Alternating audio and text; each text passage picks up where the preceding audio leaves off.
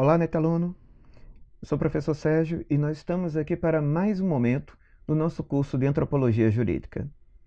Se você não assistiu ainda, é muito interessante que assista à nossa aula sobre conceitos fundamentais da antropologia. Muitos deles serão utilizados hoje. Será muito importante porque nós temos agora uma linha do tempo, em 2 aulas sobre história da antropologia, em que nós trabalharemos com esses conceitos por diversas vezes. Mas, se você já assistiu, ou se prefere assistir posteriormente, podemos começar agora esse percurso. Na tela. A primeira dessas correntes, NetAluno, é nós examinarmos o papel que tem o evolucionismo. Tenha em mente, NetAluno, que é uma ciência relativamente jovem, comparado com a filosofia, comparado com tantas outras. Ela vem nesse período, com exatamente essa corrente. Volta para mim. O nome não é à toa. Nós temos uma grande influência da teoria da evolução de Charles Darwin. Do modo como estava aquele evolucionismo da biologia, pensava-se: o que eu posso fazer para examinar a progressão da sociedade, a progressão do ser humano? Atenção que eu avisava, NetAluno. Algumas dessas correntes, como o nosso evolucionismo, não perduram do mesmo modo até hoje. Vamos examinar mais um pouco quem começou isso, na tela. O principal teórico que nós temos é Lewis Henry Morgan. Morgan nos ajuda muito com as 2 principais obras da área. Há outros 2 nomes muito lembrados, Fraser e Tyler, mas com mais ênfase a sociedade antiga e sistemas de consanguinidade e afinidade da família humana de Morgan. Qual a proposta teórica que ele tem para nós? Volta para mim. A proposta que nós encontramos, NetAluno, está toda ela voltada para tomar a sociedade atual como parâmetro para ver todas anteriores ou todas diferentes como primitivas. Essa ideia de diferente será muito importante agora. Vamos trabalhar primeiro com alguém escrevendo sobre ele, para depois examinar as próprias palavras dele. Na tela. Como pode ver, NetAluno, nessa obra de Celso Castro, que se você procura um livro para estudar sobre fundamentos de antropologia, recomendo muito essa obra, Textos Básicos de Antropologia. Nós temos aqui uma citação sobre essa linha evolucionista. Como decorrência da visão de um único caminho evolutivo humano, os povos não ocidentais, selvagens ou tradicionais, perceba as aspas aí, NetAluno, isso vai ser importante entre nós, existentes no mundo contemporâneo, eram vistos como uma espécie de museu vivo. Quero que você frise essa expressão, museu vivo, da história humana, representantes de etapas anteriores da trajetória universal do homem. Olha isso, da trajetória universal do homem, rumo à condição de povos mais, NetAluno, todo cuidado do mundo com isso, povos mais avançados. Volta para mim. Percebeu onde está o problema, NetAluno? Nós temos nossa sociedade como parâmetro de que quem for diferente será atrasado, será primitivo. Esse é o problema com o evolucionismo normalmente. Nós não temos um parâmetro que não envolva superior e inferior no evolucionismo. Com esse esclarecimento de Celso Castro, vamos examinar um pouco juntos nas próprias palavras de Morgan, como ele explica isso. Veja como a ideia de museu vivo que estava nas palavras de Celso Castro será importante. Vamos trabalhar isso agora, na tela. Pode ser explicitada aqui a premissa de que todas as formas de governo são redutíveis a 2 planos gerais, usando a palavra plano em seu sentido científico. Em suas bases, os 2 são fundamentalmente distintos. O primeiro a surgir está baseado em pessoas e em relações puramente pessoais, e pode ser distinguido com a sociedade, societas. A gens é a unidade dessa organização. No período arcaico, ocorreram estágios sucessivos de integração: a gens, a frátria, a tribo e a confederação de tribos. Volta para mim. NetAluno, quando você estiver estudando isso, tome muito cuidado, porque essas expressões, essas ideias, aparecem muito na história do direito também. Muitas vezes estudando história do direito, principalmente história antiga do direito, aparecerão esses termos. Então, aquilo que Morgan apresenta nesse momento, guarde para outra disciplina também. Na tela. Que constituíam um povo ou nação. O segundo plano é baseado no território e na propriedade, e pode ser distinguido como as civitas. Baseado no território e na propriedade de um lado, baseado em pessoas em relações puramente pessoais de outro, é assim que Morgan vai se dividindo. A vila ou distrito circunscrita por limites e cercas, com a propriedade que contém, é a base e unidade do Estado e a sociedade política é seu resultado. Volta para mim. Então, Neto, nós temos a ideia de a antropologia voltada para povos chamados de primitivos, porque não têm a mesma tecnologia que nós, e que nós examinaríamos sempre a partir deles. Não haveria como examinar quaisquer povos. Agora, como eu falava da história do direito, a antropologia jurídica evolucionista se subdivide de um modo muito interessante para nós trabalharmos agora. Vamos examinar mais um pouco na tela. Eis, Neto aluno, como Morgan e a sociedade antiga trabalha isso. Há um trabalho dele a partir da subsistência, partindo da subsistência, já garanti minha sobrevivência, para uma organização interna, uma liderança definida. Como todos vão se comunicar? Qual o papel da propriedade familiar, dos valores familiares dentro disso? Quais são as crenças daquele povo? Como eles se organizam no espaço?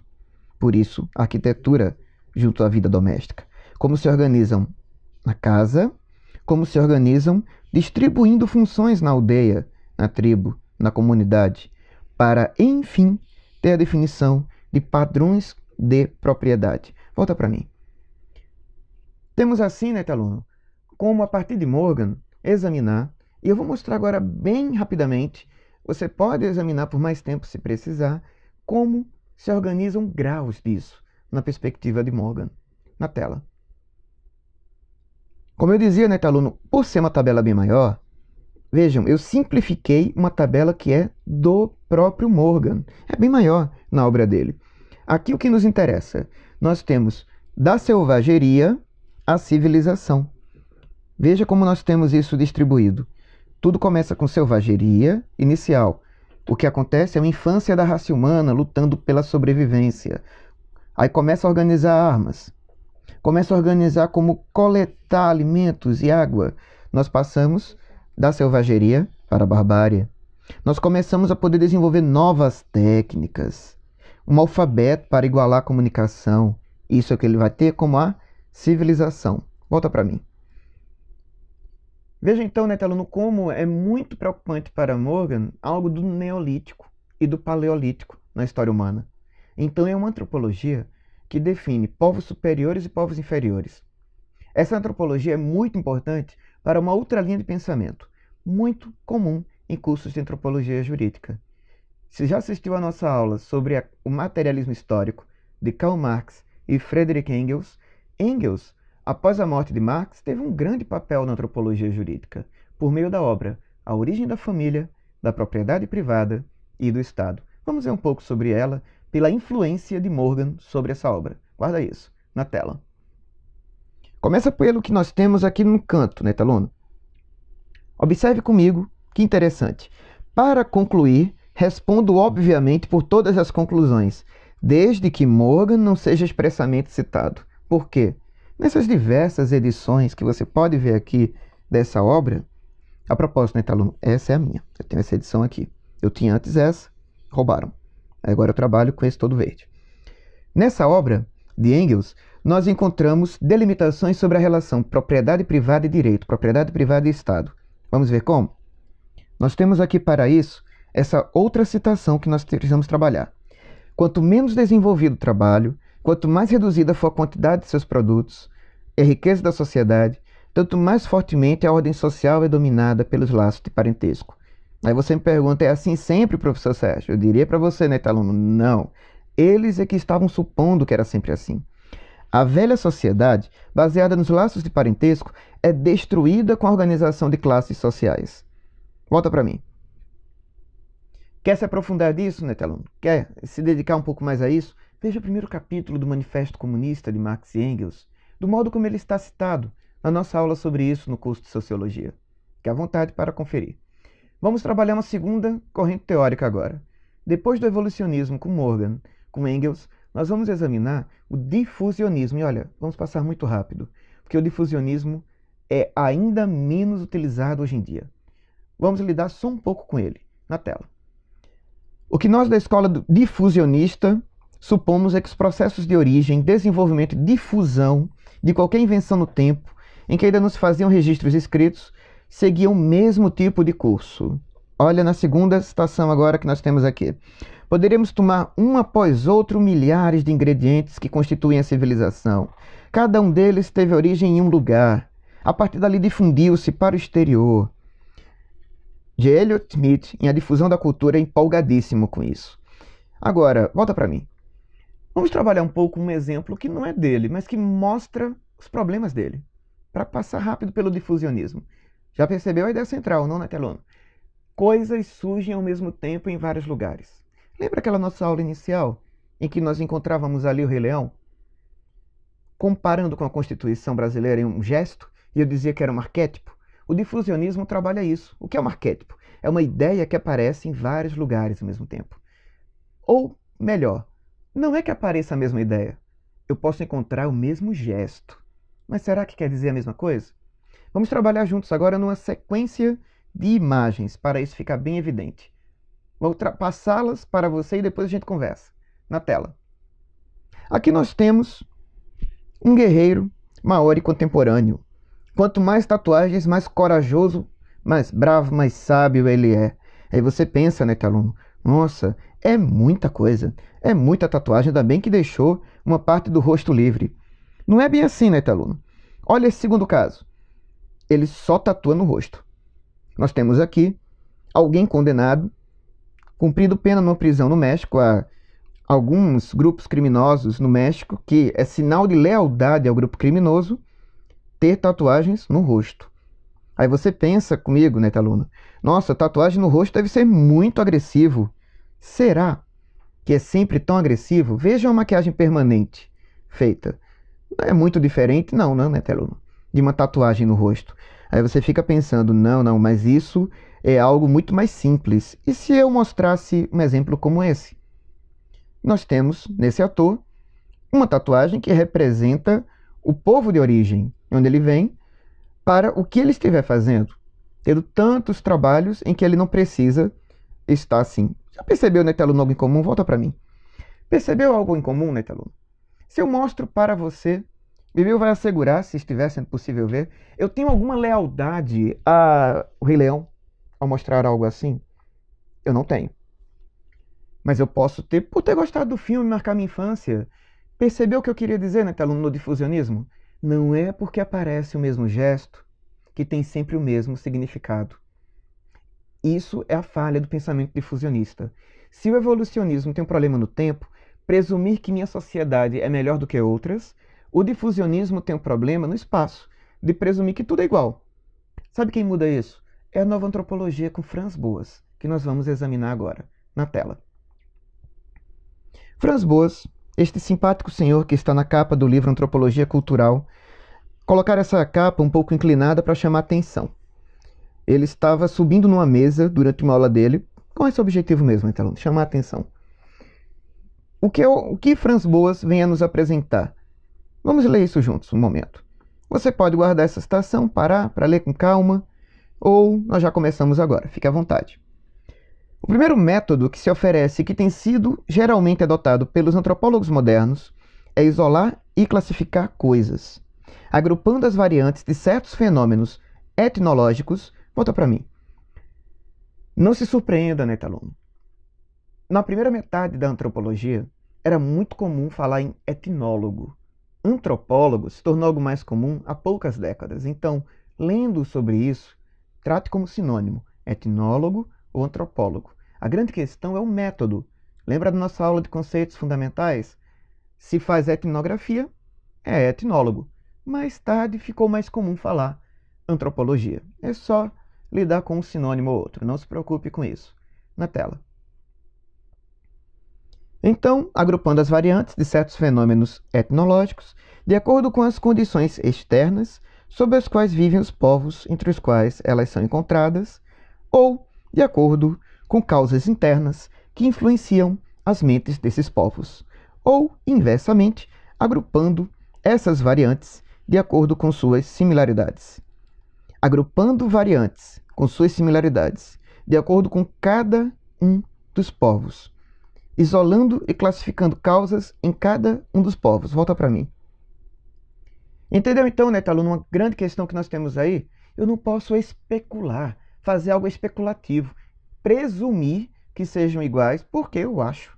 Porque a minha percepção imediata mostra isso. O que importa é o que o caso concreto mostra com regularidade. Vamos examinar esse método nas palavras de Franz Boas mais um pouco? Na tela. Tudo começa com esse termo tão interessante, né, aluno, em vermelho. Amarrar fenômenos na camisa de força de uma teoria é o oposto do processo indutivo, pelo qual se podem derivar as relações reais de fenômenos definidos. Eu não posso presumir de acordo com uma teoria que eu tenho. A teoria tem que explicar a realidade. Se ela não corresponder, né, aluno, é que nós temos um problema. Vamos trabalhar do começo agora desse texto. O objetivo de nossa investigação é descobrir os processos pelos quais certos estágios culturais se desenvolveram. Os costumes e as crenças em si mesmos não constituem a finalidade última da pesquisa. Queremos saber as razões pelas quais tais costumes e crenças existem. Temos outro método que em muitos casos é bem mais seguro, o estudo detalhado de costumes em sua relação com a cultura total da tribo. Eu preciso examinar todo um contexto de certa comunidade. Eles podem revelar, vou pular um pouco, né, aluno, para esse fragmento agora. Eles podem revelar as condições ambientais que criaram ou modificaram os elementos culturais, esclarecer fatores psicológicos que atuaram na configuração daquela cultura específica, ou nos mostrar os efeitos que as conexões históricas tiveram sobre o desenvolvimento de determinada cultura. Volta para mim. Veja, né, aluno, então, que é central para a nova antropologia ter em mente que eu parto do trabalho de campo. Sem o trabalho de campo, mesmo que feito por outrem, e que eu esteja com estudo documental, eu não posso ter algo especulativo, como fazia o evolucionismo, como fazia o difusionismo. Vamos examinar agora uma outra corrente. Franz Boas é muito importante como a corrente da chamada antropologia americana. Tem uma enorme influência sobre a obra de Gilberto Freire. Se ainda não assistiu, pode ver nossa aula sobre pensamento social brasileiro. Tudo que explico com base em Gilberto Freire tem uma grande conexão, pois ele foi aluno de Franz Boas e se orgulhou disso em muitos momentos de sua obra. Tem uma influência metodológica muito intensa. Para além dessa antropologia americana, agora nós vamos lidar com a escola francesa. A antropologia francesa vem com alguém que já conhecemos antes. Na tela. Conhecemos antes, né, aluno, porque se você acompanhou comigo o curso de Sociologia na Teoria Social Clássica, ali falei sobre Émile Durkheim. Veja o período de sua vida, de 1858 a 1917. Em dado momento, ele se dedicou a uma obra de grande peso etnológico, para usar um termo mais comum na época, as formas elementares da vida religiosa. Havia ali a descrição de ritos positivos e de ritos negativos. Isso não quer dizer que seja bom ou seja ruim. Isso quer dizer apenas que um tem relação com o sagrado, outro se afasta do sagrado. Ritos positivos, relação da pessoa com o sagrado, casamento, com o óbito, considerando o funeral, com o nascimento, considerando o batismo. Ritos negativos, limites entre sagrado e profano, tabus, interdições. Volta para mim. Então você pode, né, aluno, ter em mente, no caso de Émile Durkheim, que, sendo a escola francesa, nós trabalhamos com uma conexão da pesquisa documental com o trabalho de campo. Pode ser inteira, e olha, ela foi bastante criticada mais tarde. Quando falar em Malinowski, as indiretas dele reclamando do antropólogo de gabinete eram muito sobre antropologia francesa, porque se dedicavam muito a uma pesquisa documental. Vamos trabalhar isso dentro dessa obra de Durkheim um pouco mais na tela. O rito consiste unicamente em relembrar o passado e torná-lo presente. Na segunda citação que temos aí, um rito, portanto, é diferente de um jogo, é vida séria. Mas embora não seja essencial, o elemento irreal e imaginário não deixa de desempenhar papel em nada desprezível. O verdadeiro papel do culto é despertar nos fiéis um certo estado de alma, feito de força moral e confiança. Volta para mim. Em qualquer culto, em qualquer rito, nós estamos despertando um estado diferente para aquela pessoa, fazendo parte de algo maior, se conectando a algo maior. Isso é muito comum em diferentes escolas de antropologia, quando se referem a ritos, seja o ritual de passagem de um estágio para outro, seja em qualquer ritual, como visto na nossa primeira aula com fundamentos. Na tela. Tudo, portanto, nos faz voltar à mesma ideia. Os ritos são, antes de tudo, os meios pelos quais o grupo social se reafirma periodicamente. Volta para mim. Isso é muito importante, né, aluno? Tenha em mente, por exemplo, mesmo que você seja evangélico, umbandista, ateu, budista, você sabe como se organiza uma missa. Nossa cultura, na sociedade brasileira, tem um bom número de católicos. Pensa assim, por que a estrutura da missa é sempre a mesma?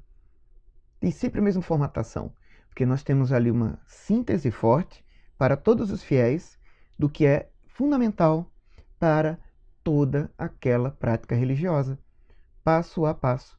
Então, a renovação semanal do rito tem um peso grande para manter viva toda aquela história.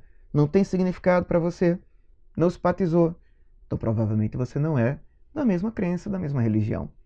Então, aluno, essa é a questão central. Nós passamos a ter uma antropologia voltada não a povos primitivos. Eu posso usar qualquer contexto como exemplo. Vamos continuar com a antropologia francesa. É muito provável que seu professor de antropologia jurídica trabalhe com mais de um autor da antropologia francesa. Vamos examinar Radcliffe Brown agora, na tela. Radcliffe Brown não apenas tem uma preocupação com os costumes, mas com a sua função social. Em suas obras, as de maior destaque temos aí os Ilhéus Andamaneses e Estrutura e Função na Sociedade Primitiva. Ele traz a grande preocupação em se afastar da pesquisa de primeira mão. O que é isso? Volta para mim.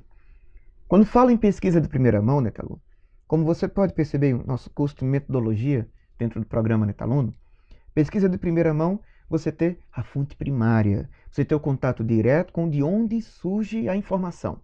Tem que ir lá, onde estão as pessoas. Há impedimentos significativos para não ter contato direto com o grupo estudado, com a comunidade estudada, não tem problema, mas que tenha uma base documental sólida de pesquisas anteriores, recentes. Isso é uma grande preocupação. Na tela. Como disse Elcio Castro, no já conhecido por nós Textos Básicos de Antropologia, manter e transmitir entre as gerações a força moral que a sociedade impõe aos indivíduos, necessária para a sua existência. Volta para mim. É assim, aluno, nessa questão de força maior, força moral da sociedade sobre os indivíduos, se você viu nossa aula em Sociologia sobre o fato social em Durkheim, você encontrou alguma semelhança, não encontrou? Provavelmente encontrou. Se não assistiu ainda, assista logo depois dessa. Vai ajudar. Afinal, essa é uma questão central. O que ali Durkheim explica na Sociologia, Radcliffe Brown, aluno de Durkheim, seu orientando, teve para a Antropologia.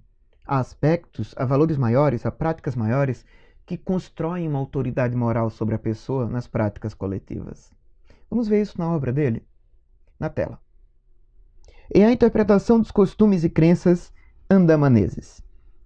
Cada costume e crença de uma sociedade primitiva desempenha um papel determinado na vida social da comunidade, assim como cada órgão de um corpo vivo desempenha algum papel na vida geral do organismo.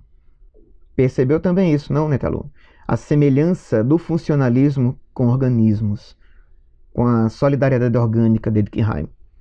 A grande quantidade de instituições, costumes, crenças formam um único todo ou sistema que determina a vida da sociedade, e a vida de uma sociedade não é menos real, nem está menos sujeita a leis naturais que a vida do organismo. Volta para mim. Percebeu, Netaluno, algo tão interessante? Há uma conexão bem bacana envolvida. Nós temos uma conexão. Falar no organismo é falar em todas as práticas em movimento. Falar na própria sociedade é falar em algo que se transforma, mas que tem instituições, tem recursos estatais, tem diversos mecanismos para que algo se mantenha na transformação. Isso, Radcliffe Brown se preocupa muito em conectar. Na tela. O verdadeiro método comparativo não consiste na comparação de um costume isolado de uma sociedade com um costume similar de outra, mas, olha aí, de todo o sistema de instituições, costumes e crenças de uma sociedade com de outra. Volta para mim. Eu preciso, Netaluno, então, para ter esse comparativo, considerar como se organiza uma sociedade comparado com como se organiza outra. Lembra do conceito de ethos na aula sobre conceitos fundamentais? É o que está em jogo. O que faz de nós quem nós somos quanto a nossos valores? Quanto a nossa ideia de justo e injusto, certo e errado, verdadeiro ou falso, nas práticas morais da vida coletiva. Como estudar isso, professor Sérgio? Radcliffe Brown nos ajuda, ele traz bem passo a passo isso na tela. Primeiro você examina o sistema de sentimentos na mente dos integrantes de uma certa comunidade. O que eles sentem em comum? Como eles reagem diante de certos problemas? Cada elemento do sistema social será objeto do sistema de sentimentos.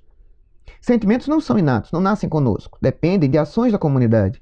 Pessoas riem, Netaluno, de várias formas, pessoas choram de várias formas e por diversos motivos. Costumes cerimoniais são expressão coletiva de sentimentos. A expressão cerimonial, está percebendo a sequência, Netaluno? Nós temos o sentimento individual, indo para a comunidade, o sistema social, recebendo o sistema de sentimentos, como as ações da comunidade mantêm esse sistema de sentimentos, cerimônias, costumes, rituais, voltados a legitimar certa expressão de sentimentos, e a expressão cerimonial mantém a intensidade do sentimento na mente, para poder transmiti-lo às gerações seguintes. Volta para mim. Perceba, Netaluno, como essa ideia de sentimentos, não é que tem que fazer isso sempre, em todo. Depende do que você estuda dentro da antropologia. Mas, perceba, o modo como num tribunal do júri, alguém fica tão exposto, tão visível, como um grande alvo na hora de receber a sentença. Há um impacto emocional que se presume, que se espera ali naquele ato. Na hora de prender alguém, por que algemar? Muitas vezes mesmo que não represente perigo imediato, para mostrar a toda a comunidade que é perigoso. Há gestos simbólicos que envolvem reações sentimentais, mesmo que de terceiros assistindo à cena, continuamente. Aquelas execuções em praça pública, que em História do Direito tantos professores mencionam, que na nossa aula sobre Michel Foucault nós podemos examinar em Vigiar e Punir, não são apenas punir alguém, é uma lição transmitida aos outros que reagem emocionalmente àquilo. Mas vamos aliviar. Falando tanto em reações tão pesadas, vamos trabalhar por fim com o casamento. Vamos lidar um pouco com um estudo de Radcliffe Brown sobre isso. Na tela. Em A Interpretação dos Costumes e Crenças Andamaneses, assim, ele examina essa questão, né, aluno? O significado da cerimônia de casamento é, olha, ele está falando nos andamaneses. O significado da cerimônia de casamento é, desde pronto percebido que é dentro do estudo dele. Pelo casamento, o homem e a mulher são introduzidos numa relação especial e íntima um com o outro. São, como dizemos, unidos. A união social é simbolizada ou expressada pela união física do abraço. É muito significativo entre os andamaneses, né, aluno? Que dentro da simbologia tão própria do casamento, existam constantes abraços entre todos os envolvidos. A cerimônia traz vividamente a mente do jovem casal, já não é mais a mente individual, já é procurando algo que é dos dois. E também dos espectadores, a consciência de que os dois estão entrando numa nova relação social. Olha um rito de passagem, né, aluno? Passar de um estágio coletivo para outro estágio coletivo, cuja característica básica é a afeição que devem alimentar um pelo outro. Volta para mim. Você deve ter, né, aluno, se identificado nesse contexto de Radcliffe Brown com cerimônias de casamento que viu. Isso não quer dizer, como diria o difusionismo, que é igual em todo canto. As práticas emotivas, emocionais, sensíveis vão variar muito. E é necessário examinar passo a passo como se constitui. Continuamos com outro momento, outra aula em que vamos ver mais da história da antropologia. Bons estudos para você.